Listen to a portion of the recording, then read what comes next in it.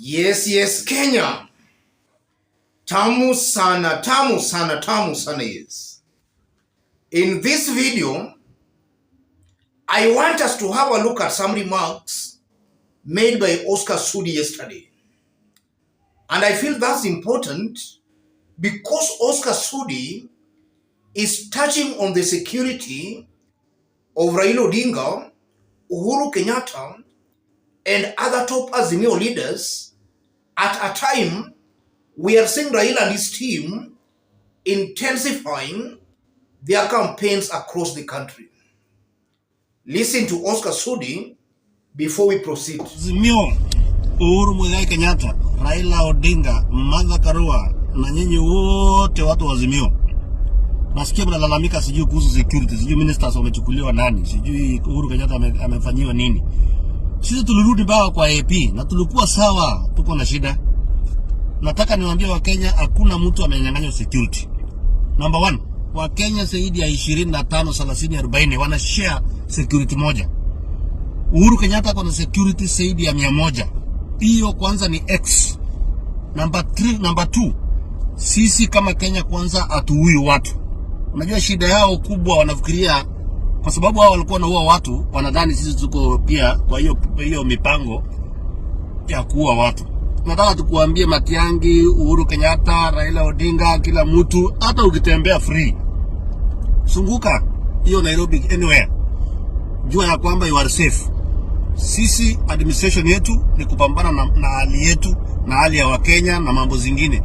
Suluhisho yetu sio kuua watu. Unajua nyinyi shida yenu mliua watu.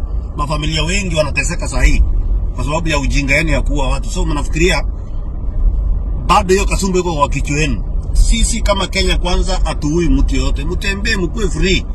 Na mwache maneno ya kuincite wa Kenya, sijui security. So mwache upuzi. Muendelee na maisha yenu na mtafute kazi ya kufanya. Na mwache kuzunguka hapo na ukumbavu na ublelefaki na ina maana. Mwache kusumbua watu akili. Yes. Those remarks were made by Oscar Sudi yesterday and is touching on the security of top Azimio leaders. And that's very interesting because Azimio has intensified its campaigns across the country, so it was expected naturally that a responsible government in this moment, or rather at this point, should and ought to give Azimio leaders more security, not withdrawing their security. What does that mean, ladies and gentlemen? If you are watching us, but you have not yet subscribed, subscribe, give this video a like. Yes. About 2 days ago, Jeremiah Kioni made it very clear that William Ruto and his team have got no agenda. Wanaendesha serikali kama wheelbarrow. Kukuru, no plan, no idea, a very clueless team. And those remarks by Oscar Sudi just confirms that Ruto and his team wanaendesha serikali kama wheelbarrow. The security of a retired president or a retired prime minister is not dependent on the goodwill of the government. That's something enshrined in the constitution. The government has just to enforce it. It's not dependent on the goodwill of the government. William Ruto and his team are trying to create this impression that Uhuru Kenyatta's security or even Raila Odinga's security is dependent on the goodwill of the government, which is very far from the truth. William Ruto has no option but to obey the law as it is. From those remarks by Oscar Sudi, you are seeing clearly a team that is panicking as a result of Azimio's planned countrywide rallies.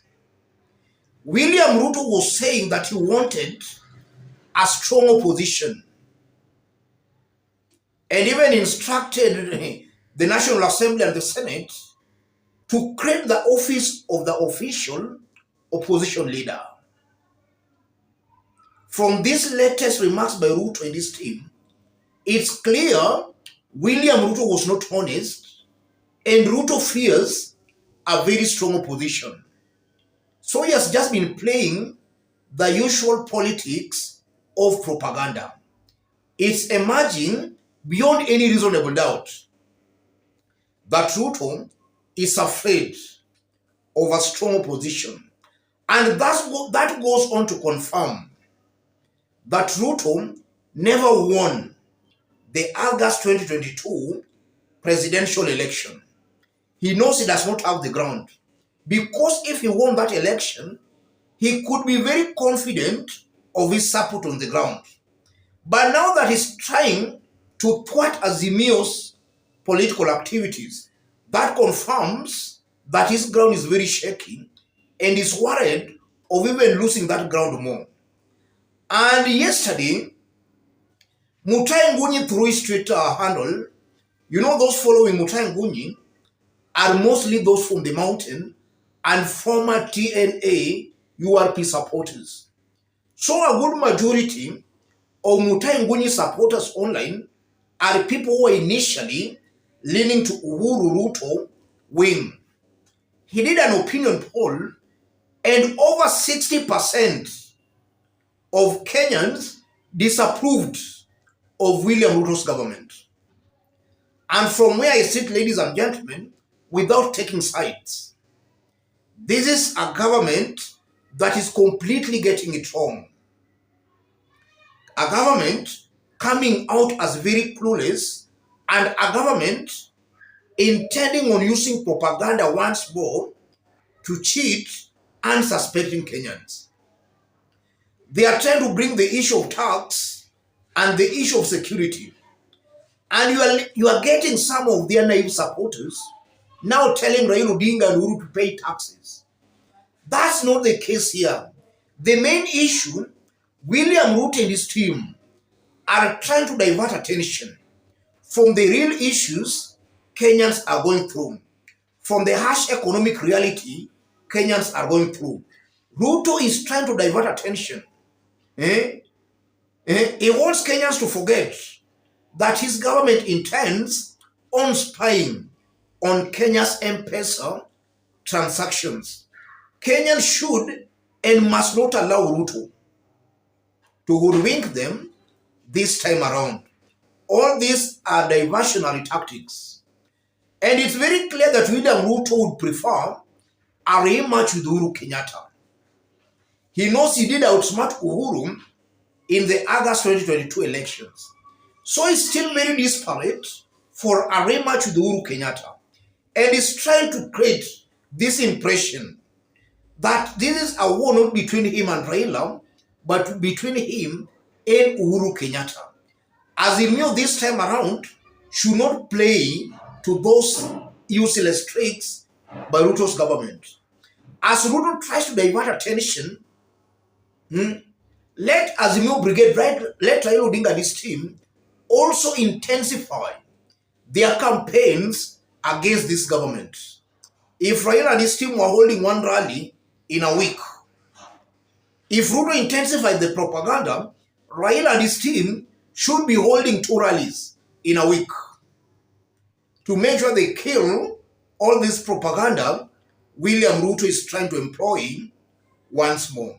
Because all these are just political antics to dilute Raila's rising popularity. And he's trying to do that by bringing Uhuru Kenyatta into the picture. Raila and his team should outsmart that. And they can outsmart that by holding more and more rallies across the country. And Raila and his team should not shy away from the mountain. In fact, the mountain would be the best launching pad. Let Raila and his team concentrate on the mountain. Let them create a feeling and an impression that even the mountain is not happy with the government. Because also, perception in politics is also key. Raila and his Azimio Brigade should not forget about the mountain.